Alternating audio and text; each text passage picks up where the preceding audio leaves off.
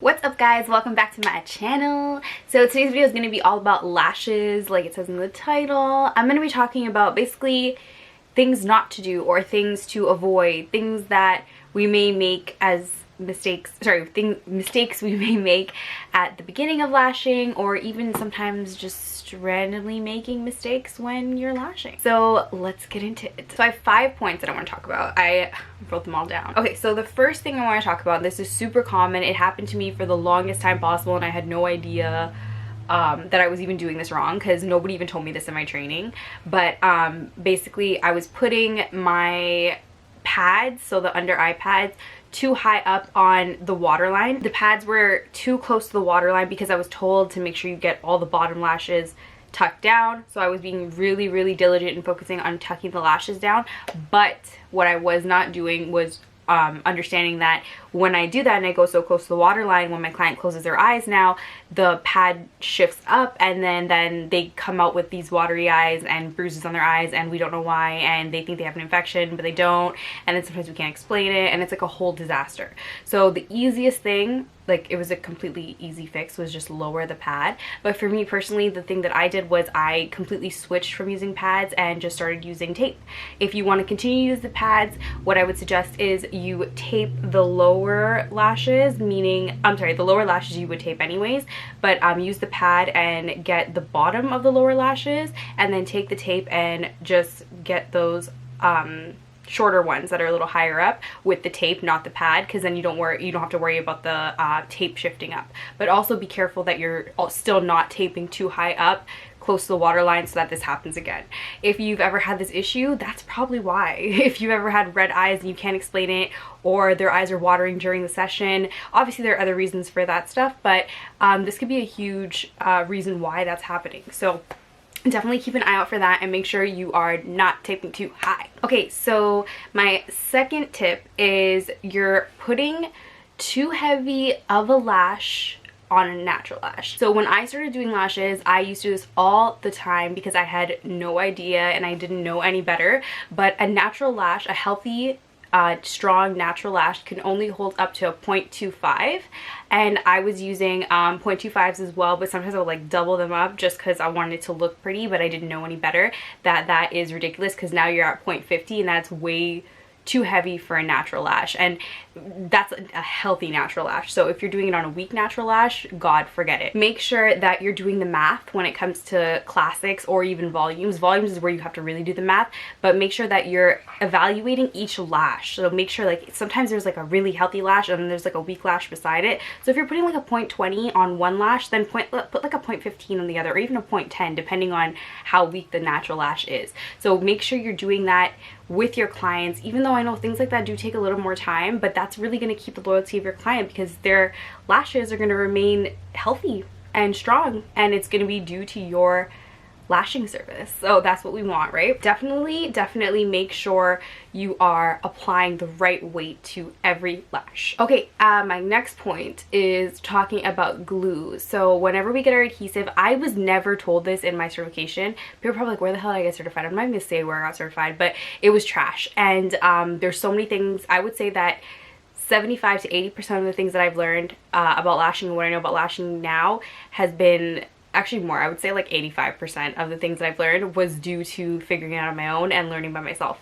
because the people that I got certified from were like a no-no. The next thing I want to talk about is glue, so adhesive. So you want to make sure that when you pick up your adhesive, you shake it really well, because when you don't, it settles and the product will not drop properly, because then when you squeeze it and you get a little droplet out of it, it'll lay flat, or it will just like absorb, or it'll just lay flat. You never want your glue to lay flat. Your glue should have a little bubble, and you want to stick your extension in that little bubble. It should never be a puddle. It should be a little bubble. That sounds funny. It should be a bubble, not a puddle. Make sure you're shaking your glue well enough, and it's not like a 1-2 shake. Like, you really got to make sure you're shaking it, especially if it's been sitting there for a little bit longer than like a day or two. Like, you want to make sure you're really shaking your glue to make sure when you do drop it, it does drop into a bubble. If you drop it, sorry, and it's a puddle, just keep shaking it until you drop it and it's an actual bubble, because that's when you're going to get a maximum bond. If you just do it when it's a puddle and you dip your lash in there, it doesn't even stick to the lash properly, and it might even pop off while you brush it. So make sure you do not do that. It's a huge deal with retention. So my next tip is also about adhesive. So you want to make sure you're using the right amount of glue. So when you dip your lash into your little bubble of glue, because it's going to be a bubble, you're going to want to make sure that it comes out as one little drop on the actual extension. You don't want to have like multiple bubbles on the actual extension, because then that's too much glue. So you would definitely put one dip into your bubble, have a little bit of glue on the bottom, and then glide it on your natural lash and apply it. If you have too much glue, you'll end up with stickies, and then that's when damage also occurs. You're going to end up having some baby lashes sticking to your extensions along with the natural lash, or even some healthy lashes sticking to the extension, and then thus when they all stick together, they all clump and it looks like a disaster. You're going to end up having your client come back with no lashes because it's going to keep growing and they're going to rip off with the extension. So that one extension is going to have like 4 or 5 natural lashes on it, and you do not want that. That is like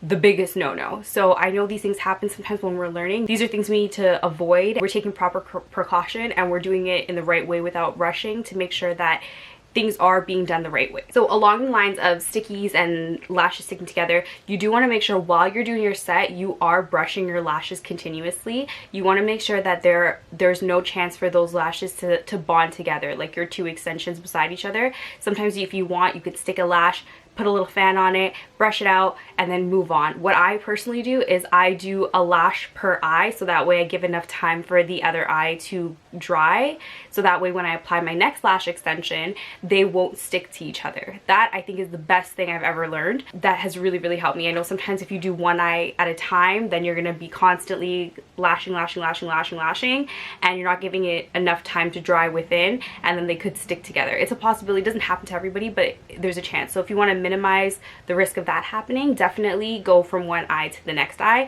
and then continuously brush your lashes, so that way you know you're getting them combed through properly, and then when you're at the end of your set and you do a brush, nothing sticks together. Okay, and then my last tip for today is length. I noticed when I started doing lashes, I was only given 3 lengths, and I had to work with that. And I get it, like, you know, it's your kit and you can't get all these lashes with the entire kit, but it's up to you to make sure you're buying enough lengths or getting mixed trays at least, so you do have a variety of lengths, so that way when you do apply your sets, you are using enough lengths. Sometimes 3 lengths aren't always enough. You want to make sure you're throwing in like maybe 4 or 5 lengths to give that really nice gradual effect. And then you can also go in between and kind of put smaller lashes with longer lashes, and that way you create texture. Because a lot of times I see when people are starting off, they do like, sometimes they'll only use like 2 lengths, and they'll go like 12s, 13s, and they're done. And maybe some people it may look good, but majority of the time you kind of see that it's just 12s and 13s, and then they look like they have the same lash all around. So the best way to do it is at least use 4 lengths. Go, if you want to start with maybe 10s and your inners, because you never want them too long in your inner corners, because those lashes are definitely weaker than the others. When you start putting them too long in your inners, they'll damage, and then there won't be enough lashes there left to lash for however long they want to have lash extensions. They will fall off. So you do want to make sure you're going lighter in the inner corners and then heavier as you go. So the best thing would be for starting off maybe like 4 lengths, doing like 10, 11, 12, 13, 10, 11, 12, 13. Yeah, 10, 11, 12, 13.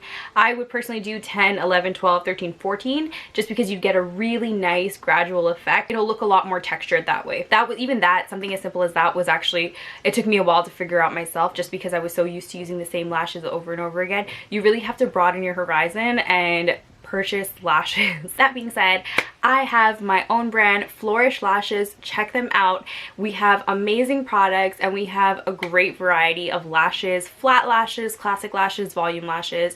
So make sure you head over to our website, www.flourishllashes.com, and check out our Instagram at Flourish And yeah, I'll be sure to leave all of that info down below. So if you guys like this video, if you guys want a part 2 to things not to do or things to avoid, comment down below, let me know. I will be happy to come up with some more, because there are a lot. Yeah, don't forget to like, comment, share, and subscribe, and I'll be back with something next time. Bye!